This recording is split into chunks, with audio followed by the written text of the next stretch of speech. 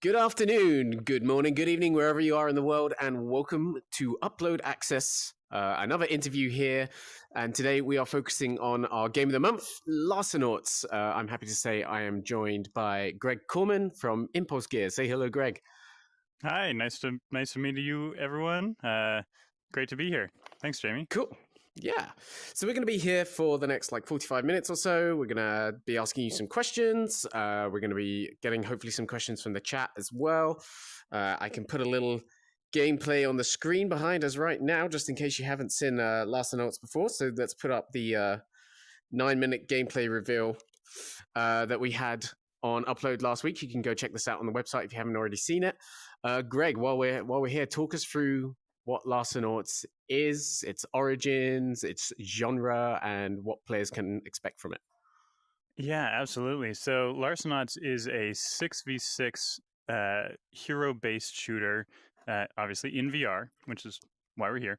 And it is really going to be one of these games that appeals to the core game audience. We put a lot of effort into making this game one of the more competitive shooters out there in terms of having the ability to join together as a team. So the 6v6 mechanics aren't just about 6 players, it's about 6 unique heroes getting together and playing against another team. Yeah. So oh, sorry, go for it. And what we're looking at here, you're seeing a couple different characters, and they each have very different abilities. We just saw, here we go with Salters. She's got this arcing grenade launcher. She was one of our first featured heroes. She also has teleport ability, a bunch of other stuff, and you'll see that here's Thal, another character. Everyone plays a different role on the team, so it's all about getting that team makeup, that team composition, and finding some people that you're going to play with to get the best experience out of this game and really be competitive. I know we talked in an interview last week a bit about kind of the story of the game, but we haven't heard much yet about the kind of universe and kind of some of the story hints you dropped at the end of that reveal trailer you did about Larceny and Larcenauts. So who are these characters? What world are they fighting in? Yeah, so that's a great question. It's definitely a science fiction world, right? We want to make something that anything can happen in. We've got characters doing these unbelievable abilities, and we wanted to make a space for them to be able to do that inside the fiction. And so we find ourselves on a spaceship, and Captain Cass is the captain of the ship, and she's brought together this crew of specialists. Each one of the specialists has their own abilities, of course, and she's got them together to perform these heists. Now, the heists are these different game modes, which we can talk about later. However, Captain Cass, voiced by Jane Lynch, which is awesome. We're happy to have her on there. She's got some great voice acting on the game. She's brought together all these characters, and you will actually get more and more of these characters over time. So you're kind of building your heist crew. Cool. That sounds really interesting. So, like you said, there's each game mode is kind of themed around the idea of these specialists. They're called, right? Each character is a specialist going to these levels and doing a heist. Yeah. So the heist is the narrative conceit around this whole thing, and you look at these this is very much a 6v6 shooter, but each one of the characters has their own story arc, their reason for joining the crew, and throughout the game and throughout throughout launch and throughout the game going forward, the characters will evolve and will have more backstory revealed, why they joined the crew, what their motives are, and you'll learn a lot more about who these people are. So the narrative framework for the entire universe is around this heist crew of misfits having these adventures. So touching specifically on the game modes, then this is something I've wanted to ask for a while. What is there? What are the different modes, and which ones are like the highlights of the game, if you will? Great, yeah. So, so in the trailer, we showcased one of our first game modes, which is the drone hack game mode. So through the trailer, you can see that they're throwing this. It's a drone. It's like uh, it's a reconnaissance drone. It captures intel that you need to get back to your ship. So this game mode, you run around, you grab the drone, you take it to the uplink point, and it will uplink the data as you get points. Of course, the other team is trying to do the same thing, so they're trying to kill you, trying to take the drone, trying to get back to their uplink, and so it's this tug of war mechanic where it's a lot of mayhem. And of course, a lot of the characters do have these movement mechanics that make it a lot faster paced than you might see in some other games. So it really lends itself well to the drone hack game mode. Now that's our first of 3 game modes, and you'll see that we also have the classic deathmatch. This is a game mode that I think this game mode was, or this game type was built upon, and has a lot of diehard fans. I know I love getting in a death match and doing that. But then we also have our third game mode, which is a territories-based game mode. So this is one, I think we showed it off in the, we're looking at it here. So you've got A, B, and C, 3 territories. You want to get to each one and capture it by being in the zone when no one else is. So you got to kill everybody else in the zone, hop in there, capture it, and then you get points while your team owns that zone. We had the first question from Adam Hartzell was just asking. He knows that in this gameplay, it seemed like sides were 3 versus 3, but it is 6 versus 6 across every headset and crossplay included. Absolutely, yes. So this is 3 versus 3 because we just happened to be doing that at the time, but it is absolutely a 6v6 game. Good catch on that, though. We only shot it with 3v3 because we were capturing the footage. But yeah, all headsets, all crossplay. So it's 6v6, and we actually do have bots that can fill in as well to fill up a team. So we have that support as well. And then we're also getting people asking, how does reloading work in the game? Is it going to be the same for every weapon? Is it an animation? What is it?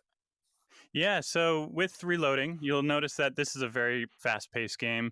You'll see you see it here. We're moving around a lot. We're shooting a lot, trying to capture these zones and use our abilities. And what we're doing is it is a button press to do the action, but each weapon does have a slightly different reload. Like some of them will have reloads that can be interrupted.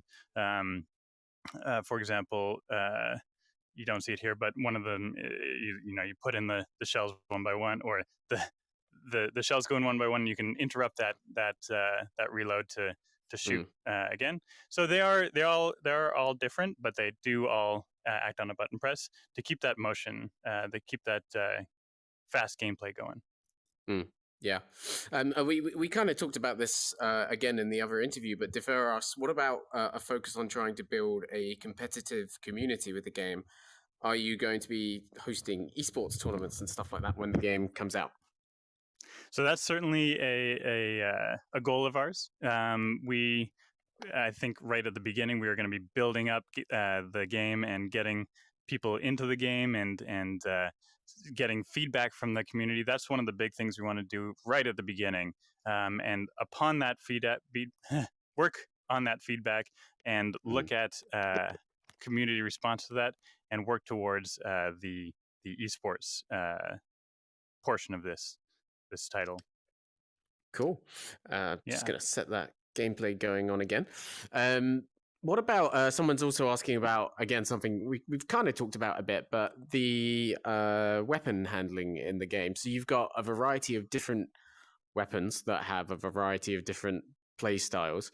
How is that going to work? Is it with these larger weapons that you grab with 2 hands, or could you just aim with one hand if you wanted to for those weapons? How does that work? Right, so you could aim with one hand, but you're going to get a lot of recoil. It's going to sway all over the place. That's not going to work very well. With a two-handed weapon, you're definitely going to want to hold it with one hand and stabilize it with the other hand, and that's going to allow you to get the best performance out of the weapon. Now, that's just our two-handed weapons. We also have, you can dual wield, so one of our main characters has two SMGs that you would hold in each hand, and, standard dual wielding mechanics there. But you can also choose different weapons. So each character has more than one weapon. You'll see actually just now, this player is playing as Kalima. They were using the shotgun. They switched to the SMG, and I believe they're about to switch back. Oh no, they're still using the SMG. So you can switch between weapons, and even the SMG, which is a weapon that you can use one in each hand, you can also two-hand that weapon and get some different characteristics out of that weapon by stabilizing it. And by stabilizing it, not only do you make it more accurate and less recoil, you also can activate the overcharge ability on the weapon. This is something we talked about briefly, I think, in our last interview. But you actually, when you overcharge a weapon, it unlocks a different firing mode of the weapon, or potentially a completely different, I don't know, how do you say it, style of the weapon, different ability on the weapon. Yeah, like a different attack, essentially, right? Like, that's, yeah, I guess is what you call it. Yeah, and you can't just use this all the time. You get the overcharge points. Actually, I'm blanking on the name of it right now. The overcharge juice by killing other players, and you'll see that your overcharge meter fills up. And so that's required to actually use the overcharge. So there's definitely a fair bit of play and skill involved in when to use the overcharge, when it's really gonna get the most out of that other firing mode, that other ability. So overcharge, it's not assigned to a cooldown so much as it is you have to use the weapon's kind of standard ability to, the best results before you can really use overcharge. Yeah, it's not using the weapon's ability. It's by killing other players. So you can be using any weapon. You can be killing people with your special, like your traps or grenades or any of these other ways that you can kill people. And then you see when you do kill them, you'll get these energy orbs that come to you, and it powers up your overcharge. So that does mean that if you have multiple weapons, you can choose which weapon you want to be using to fire that overcharge as well. Yuki asks a really, really great question. They say, will the game feature a rock, paper, scissors type gameplay? Will heroes have strengths or weaknesses, or can any hero face off against any other hero and they'll be evenly matched?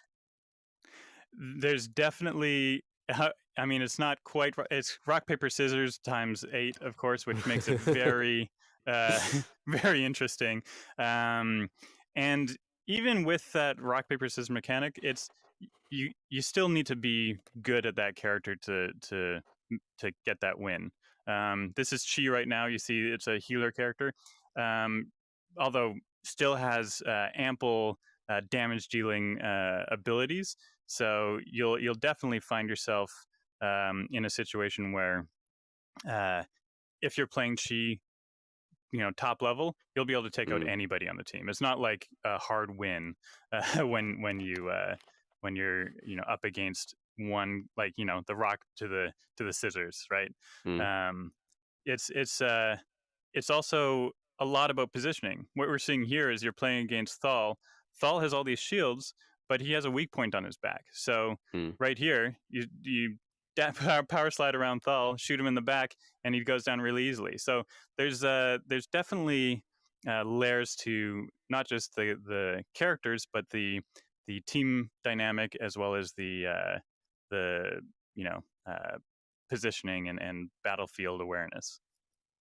Yeah, and that kind of goes back to what we've been talking about before, right? About like, you're very keen that this is a kind of a game you can jump in and play once and you'll have fun, but it's going to take a lot of different playthroughs with a lot of different characters to feel like you're really mastering Larcenauts, right? Yeah, you'll definitely get in there and the ability to move around, to shoot, to use your abilities is all very natural. I think that's anybody can jump in and play. But like any of these the best of this type of game, there are layers to it, right?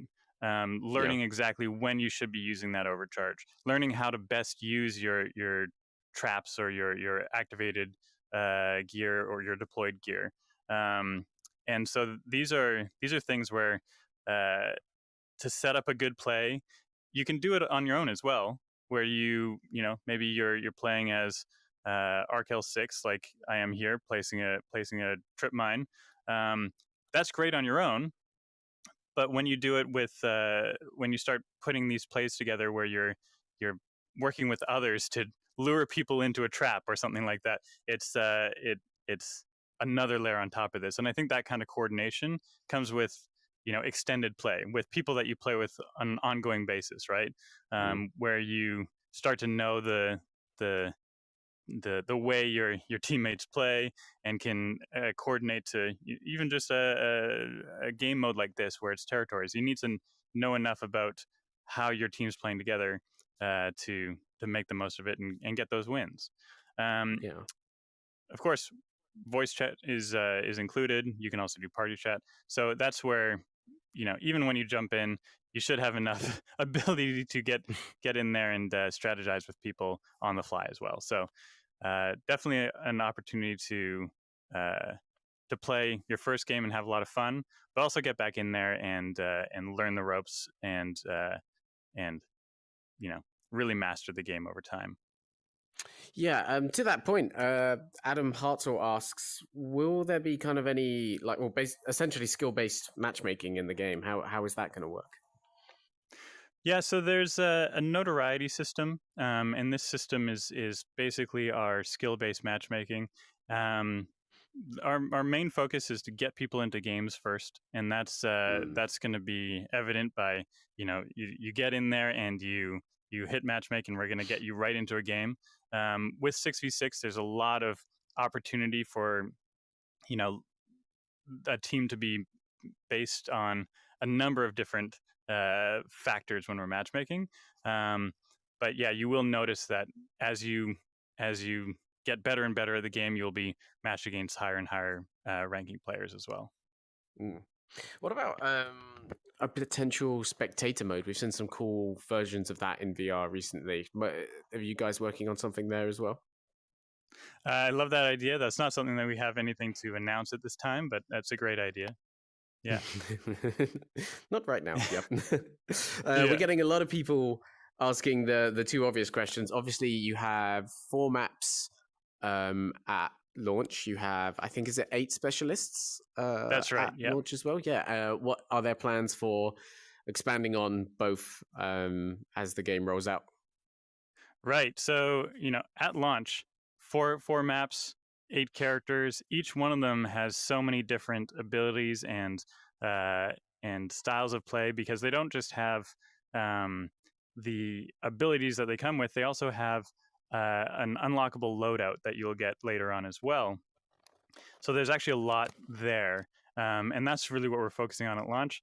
But we do plan on this game being something that lives for a long time and we're expanding on it. But right now, I think all we have to announce is the 8 characters and 4 maps, because that is a lot. And I think the people playing the game are going to really get in there, and you do need to unlock the characters and learn how each one works. And then those alternate loadouts, or even the power slates, which you haven't gotten to yet, figuring out how those work and how best to optimize your character with those power slates is going to be a huge piece of the game that people will figure out over time. Touching on those abilities, people are asking how they're activated. Again, is that a cooldown system, and is it done via button presses or gestures? How does that work? So yeah, it depends on the character. So each one has a different set, but generally there's always a deployed gear and a quick skill, as well as a grenade. So the grenade, you grab it, you throw it. You can cook it if you want to. So if it's a damage dealing grenade, you'll hold it for a minute and then throw it, right? But then each one of those grenades has a different it's a different type. So you'll see that some of them are more tactical, like a smoke screen. Some of them are just pure damage dealing or damage over time. Then we have these other abilities like the deployed gear. So this is something where they they all work a little different too. I mean, that's the whole deal here, right? It's a hero-based shooter, and each hero has each specialist has a different way to play. So it means they usually have a different way to use their abilities. But in general, the deployed gear is something where you're going to be wanting to place it on the ground. This is something where we want to make sure this is easy to do in combat. So you'll be aiming and placing it in a certain spot, and then potentially activating it later again. Or I'm being a little bit vague here because there are so many different types of different ways to use these things. And then the quick skill is generally something like a dash or something like that, or a movement mechanic. So that's going to be something on the other controller that you can hit to slide around or to dash. There are, of course, there are exceptions to that rule as well. So hard to cover it all with just a boilerplate answer, but you really got to get in there and try it out and learn each character on its own. Yeah, I suppose with 8 characters and then each of them having so many different abilities, it's not easy to generalize. So you did a good job tackling that one. A lot of people are asking about skins for both characters and weapons. Is that something that you guys are planning to have there at launch? Yes, we do. So at launch, we do have a number of skins for each character, and that does come with the weapon skin as well. So it is paired, so you get the weapon skin and the player skin in one go. So you do have a number of skins per character. It'll allow you to customize it a little bit by choosing your skin. These are things that are going to be unlocked, so through play and through the ability to level up. So you will see when you first unlock a character, it's just going to be one skin, but you can unlock more over time. Cool. How does like base movement work in the game? Is it all smooth locomotion? I know some of the abilities, like you said, relate to like sliding and teleporting. Is it all like stick-based smooth at that like base level? Yes, absolutely. So this is something we really pioneered on Farpoint. It was something where all these games were teleporting around, and we wanted to make sure that we had that smooth movement. So we really focused on it in that game and brought over a lot of the things we learned into Larcenauts. So at the basic level, it's 100% smooth locomotion using that stick, and then building on top of that, we have additional movement mechanics that will allow you to position yourself around the battlefield in a variety of ways based on what specialist you're using. Cool. Yuki also asks, what about an in-game party system or other ways to matchmake with friends? What are you planning for launch there? Yeah, absolutely. This is, with these specialists joining together to take on other groups, you absolutely want to have a party system. So we have this ability to join together with friends. Depending on what platform you're on, you can get your friends together into essentially this social lobby. It's your spaceship. You get in there and you can hang out there before your match. And then you just matchmake together as a group. So pretty straightforward. But we do have the ability to get in there and you can walk around. You can choose what specialist you want to use. So that's a really important pre-match decision, right? When you're in there, you don't have a lot of time to choose what specialist you want and how that's going to play well against this other team. So you want to make sure that team dynamic is all nailed down before you go into a match. And you can do that in the social lobby. You get everybody in there, maybe choose your power slates so that they're going to for the character you want, you choose the power slates that you want, and make sure that those are going to work in conjunction with the other characters that you're going to be playing with.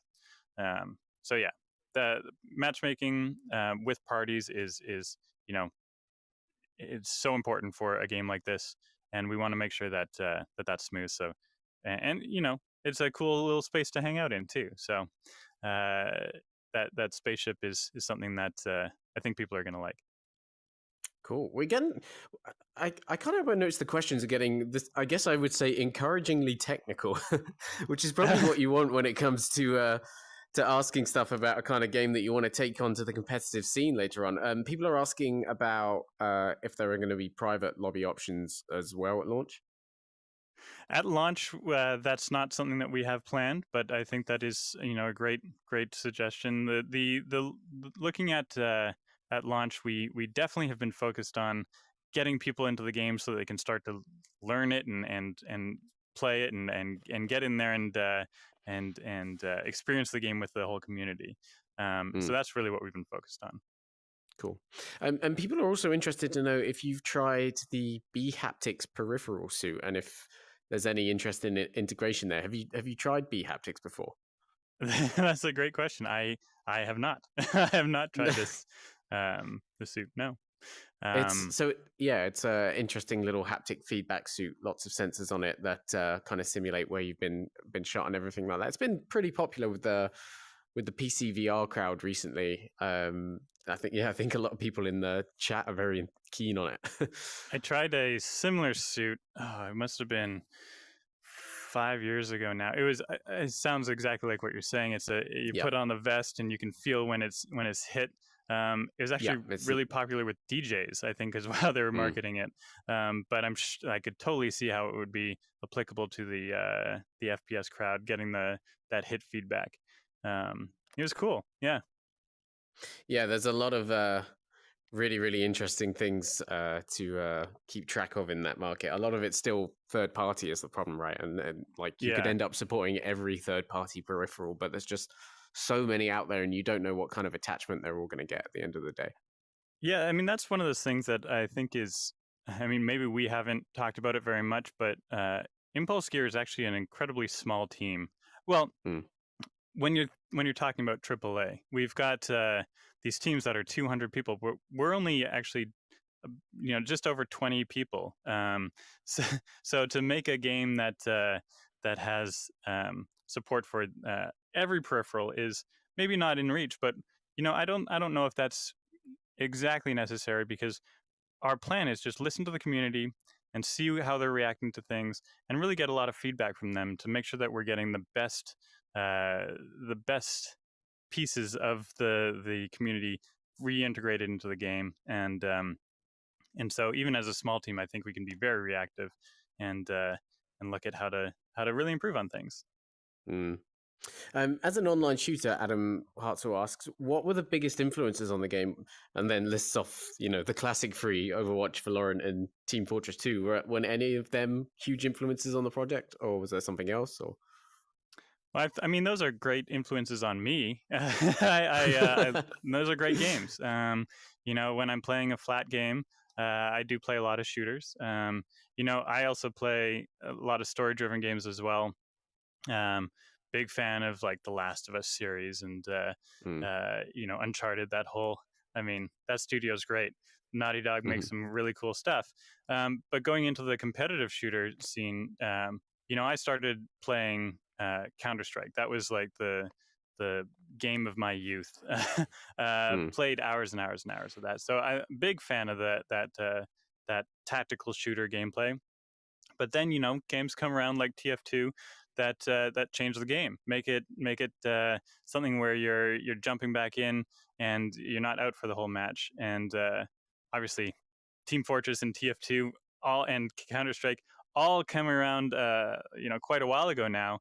We've refined the game since then. We've the competitive hero-based shooter has gone through multiple iterations, and you look at where we're at now on the flat gaming scene.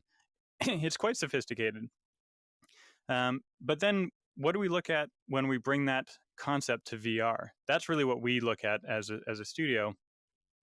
How do we make something in VR that's going to be uniquely VR, like really special when we get in there and take advantage of the medium, right? So the basics are aiming, shooting, all of that's great, and I think it's just fantastic to get in there and use this controller to aim and shoot, right? But then also getting in there, and we do have we're trying to build on this teamwork and tactical gameplay in this very fast moving game. And you look at things as simple as we've got these doors in the game, and you don't just run through them. You can actually open them by reaching out and pressing on the door panel. Will make the door slide open. And that kind of simple thing will totally change how a battle's going to play out, right? You could be hiding in this room with 3 people, open that door, come out and take on the capture point and just take it by storm. Or you could retreat in there, close the door, and hide out for a little bit because you're taking heavy fire, right? So using your environment a little bit more and trying to take advantage of the ability to peek out and do the things that are really unique to VR as well. Yeah, absolutely. Lots of people are asking about the Quest version of the game and the kind of parity that you'll see there. What's it been like working on the Quest? Because obviously it's your first any VR project outside of PSVR. And what kind of differences can people expect maybe between the standalone and PC version? Yeah, absolutely. So the game is fully playable, exact same game on Quest and PC. So the gameplay is all the exact same. And then, of course, we do have scaling graphics throughout, all the way through Quest, through low end PC, through high end PC. This is very standard, right? So as a developer, this is no different than making a PC game for for a variety of levels of hardware. And this is something that the whole team has a lot of experience in. We come from a console background. Console PC background where making games, these AAA games for a long time. So it's quite standard to be able to feature or enable a feature set throughout a wide variety of hardware, while still maintaining that core gameplay throughout. And that's exactly what we did. I think the Quest system is an excellent platform to build upon, and we've had a lot of fun working with it. Actually, I think the hardware is great, and the ability to play this anywhere. And I don't have to tell you guys about the benefits of VR systems. All about that, but it's great, and it's been a lot of fun to develop for. Is it? I feel like almost in this day and age, with the success of Quest, it kind of has to be there, right? Launching a game, multiplayer shooter in VR on this day and age, especially right now, before some of the other options that are down the line arrive. Feels like Quest is an integral part of keeping a community active and sustaining it, right? Yeah, absolutely. There is a large community out there, and they're really looking for games. And I think our plan, which is evidenced by the fact that we can play it across multiple systems together, is just to get as many people into the game as possible. We want to make sure that this community is something that can build and grow over time, and just support the community in that way. So that does mean going for Quest 1, Quest 2, and of course PC VR on Steam and the Oculus Store as well. And supporting crossplay across that. That's certainly something that will allow all the players to play together. So definitely a huge part of this game. Cool. We've got about 10 or so minutes left, so if you've got last questions, get them in. I will ask the one you're all asking, but I already know the answer. But before we get to that one, what are some of your favorite characters in the game? I've seen a lot of love in the chat for VOD. I think there's a lot of love for VOD around already. Yeah. Okay, so he's awesome. He's fun to play. Who's my favorite? That's a great question. I love Arc L6. I think I got 2 loves in the game. Arkell 6 my is two great loves. Yeah, right. So he's the one that we haven't announced him yet. But you'll see actually me playing as him in the gameplay footage, sliding around, laying these traps, that kind of thing. He's just so maneuverable that it's just super fun to get in there and play. And then our healer character, I've got a really soft spot in my heart for Chi. He's so weird. He's got great VO, and his character itself is just so neat. And playing as him, he's just fun. He's fun to get in there. I was a big TF2 medic fan, and some of the stuff. I mean, you'll see a lot of classic healer mechanics there. But in VR, it's actually very different because you're dual wielding. You've got a healing gun as well as a damage dealing gun. There's Chi right there. So you're not just in there trying to heal someone. You're also thinking about how you can, bring some damage to the scene as well. I don't know. They each have a special place in my heart. I can't choose my favorites, even though I just did. It's quite interesting what you mentioned about the medic class, though, and like kind of that, like going back to what VR enables, because you have those two weapons, you can play the support and be on the offensive at the same time in quite an interesting way. I think that's a pretty good way to encapsulate, how you are embracing, like how this can change shooters with all this new stuff going on. Yeah, there's a lot, and I think not just the two weapons, but your abilities, your activated gear, your quick skills. There's a lot to think about here, and I think I'm really excited for people to play. Once you get in there, you'll hopefully start learning the game, learning the ropes, and there's some stuff to try out for sure. Cool. So let's ask it then. Everyone wants to know a release date and if there's any plans for a beta or anything like that. A great question. Summer 2021. Very excited to release in summer 2021. That's as specific as we can get at the moment. But in addition to that, we don't have a beta planned for the public. But I can't wait for everybody to play. So I'm very, very excited to launch the game, to get it in everyone's hands. So the team is hard at work on it, and we are all very excited to show more. And I would be shouted at if I didn't ask it. So I also have to ask about PSVR. Obviously, that's where you started. Do you have any plans for a version there later down the line? We don't have anything to announce right now. So yeah, that's where that lands. Yeah.